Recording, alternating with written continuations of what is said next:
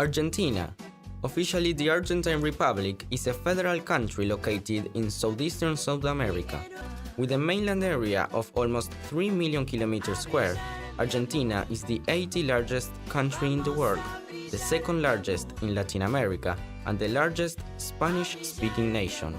It has 40 million inhabitants and the official language is Spanish. As we said before, we are a very big country. Hot temperatures and very dry areas can be found in the northwestern part of the country, while the northeastern region is also warm but very wet.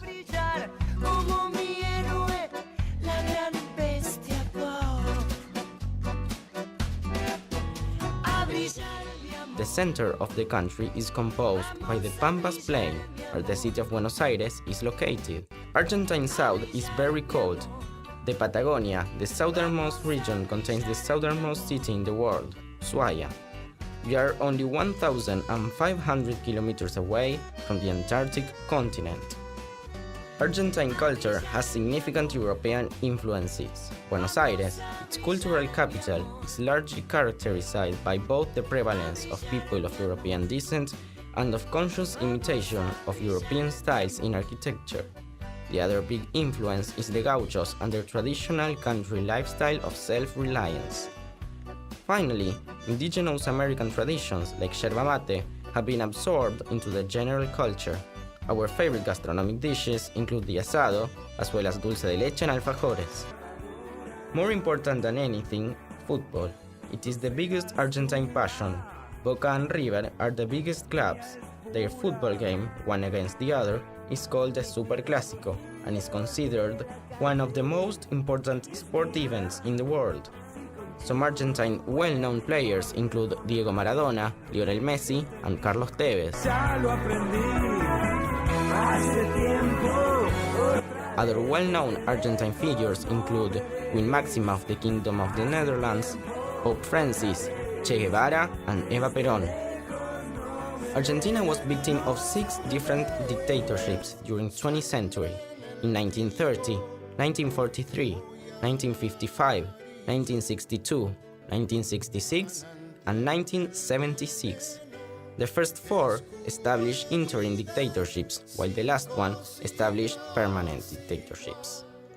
The last dictatorship, headed by Jorge Rafael Videla, imposed state terrorism, where human rights were massively violated and thousands of people were disappeared. Among other things, torture, forced exile, kidnapping, stealing of babies, and murder were quite usual. It is estimated that nearly 30,000 people disappeared during those years, and many are still missing, but the majority were sadly killed. The dictatorship came to an end in 1993, after the Malvinas Islands War in 1982, and Democratic President Raúl Alfonsín was elected. During his rule, an investigation committee was established called CONADEP. This committee produced a report in which everything that happened came to the light. Apart from that, a trial to the dictatorships took place and Videla and other members of the dictatorship had to face prison. Some years later, they were released thanks to a presidential indult given by Democratic President Carlos Menem. For many years, they and all those who were part of the dictatorship were free, until in 2003, Democratic President Néstor Kirchner took the political decision of taking all the responsible to trial. And when we say all the responsible, we mean all of them. What makes the Argentine case so impressive is the fact that absolutely all people who collaborated, helped, or somehow the prosecutor proved them to be guilty of any kind of human rights violation, faced or are currently facing a trial. Even though there were thousands of denunciations, all of them were considered, not just those against the most important members of the dictatorship. There are organizations like Madres and Abuelas de Plaza de Mayo that are still looking for those who were disappeared and are still missing. They are now one of the most important human rights organizations in Latin America. De lejos no se ve.